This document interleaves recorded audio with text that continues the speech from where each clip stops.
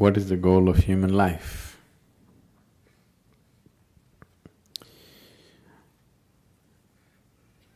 What is the purpose of human life? Or in other words, why life? That's a question. When it comes to life and existence, you never ask why. When it comes to fundamental existence, you never ask why. Because if you ask why, then I have to tell you a story. When I say a story, even if it's a real story, a real story, whatever I speak, if it is not in your experience, it is just a story. The only option that you have is either you believe me or you disbelieve me. Yes? If you believe me, it doesn't get you any closer to truth. If you disbelieve me, it doesn't get you at all. So, you never ask why. Right now, you're here with life. Why such a question has come? What is the goal of life? Because the process is not enough, isn't it? Yes? The process of life is not enough somehow. Suppose you were bursting with ecstasy every moment of your life, such a question would never come. What is the goal of life? Because to live is the goal of life. To live and to live totally. To live totally does not mean party every night. To live totally means when you are here, you must experience all aspects of life and go.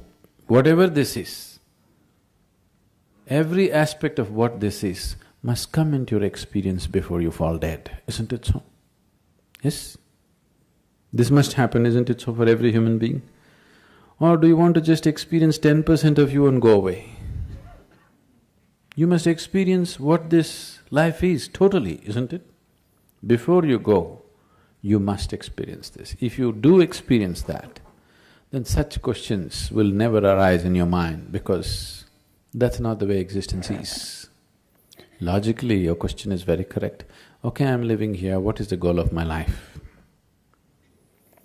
If I tell you the goal of your life is you must attain to God, so we're making lots of assumptions, isn't it?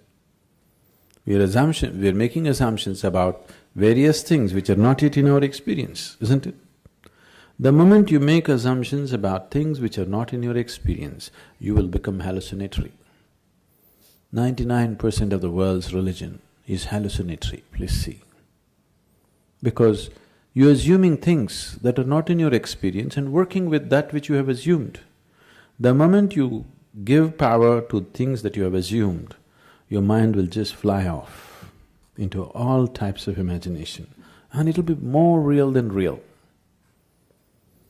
So your imagination can be more real than real, isn't it so? You go and sit in a cinema, it is just two-dimensional, just play of light and sound. But its impact is much more than the life itself, isn't it so? Yes? You went and sat in IMAX theatre? Its impact is bigger than life, isn't it? But is it bigger than life? Do you think so? Is it really bigger than life? Not at all. It is just that imagination has such power.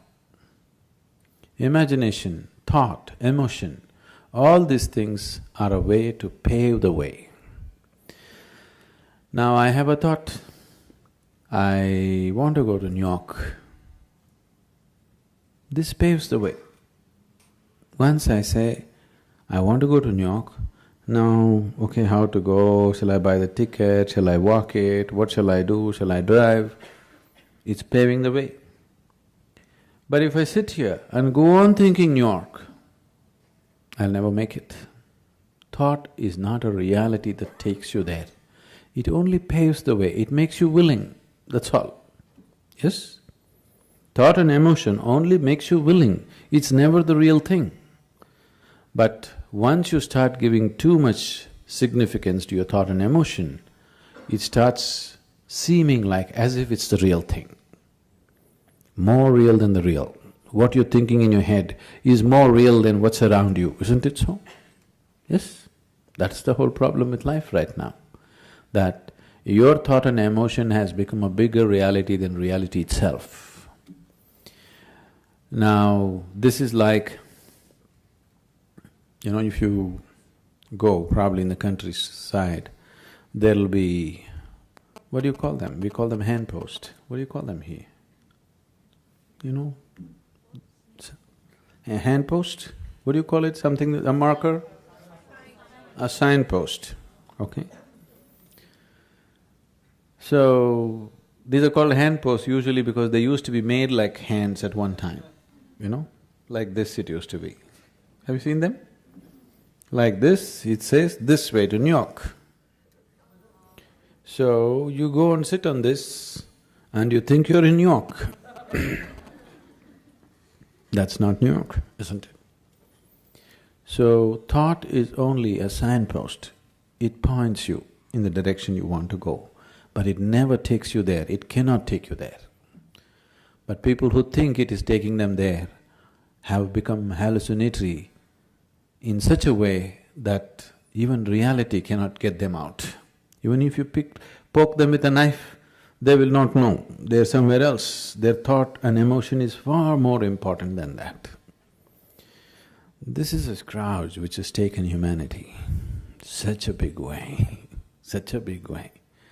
And of all the type of thoughts and emotions that we generate, the religious thought and religious emotion or spiritual thought and spiritual emotion are most dangerous because they're powerful, empowered by the otherworldly. Because of that kind of power, it just rules people. It just rules people so deeply.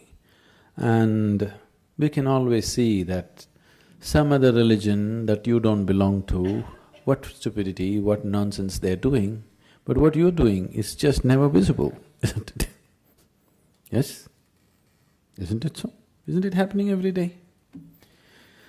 Because once the thought and emotion becomes powerful, you start believing it. Once you start believing something which is not yet in your experience, you are a dangerous human being. Because all the conflict on the planet, even today, what's happening, though people try to project it as it is good versus evil, though people are trying to project it as good versus evil, it is not about good and evil. It is always about one man's belief versus another man's belief, isn't it so? Always between one man's belief and another man's belief. Why can't we be sincere enough to simply see whatever we do not know as we do not know? What is the problem? This is the biggest human problem. They can't see that they don't know. They have to bullshit themselves all the time. And this is not a joke. This is a terrible tragedy on the planet, isn't it? This is not a joke, this is not a simple thing. It has cost phenomenally for human life on this planet, phenomenally, and still continuing to cost. But what we think and feel is so important, isn't it? So, what is the goal? What if there is no goal? What will you do? Will you die tomorrow? Suppose there is no goal. What to do? You want to die? Isn't it wonderful? There's nowhere to go. Yes?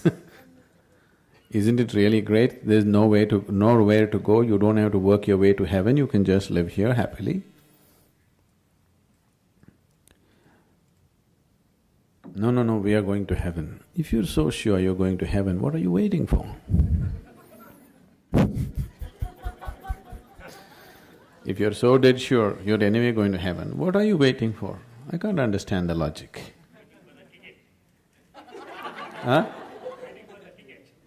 Waiting for the ticket. All you have to do is go and cut your throat in front of the temple.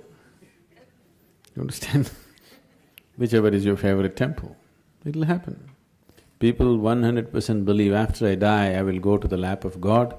If you are going to the lap of God, you should not delay it. Really. Isn't it so? Such a sacred duty, can you delay it? You must go today, not even tomorrow.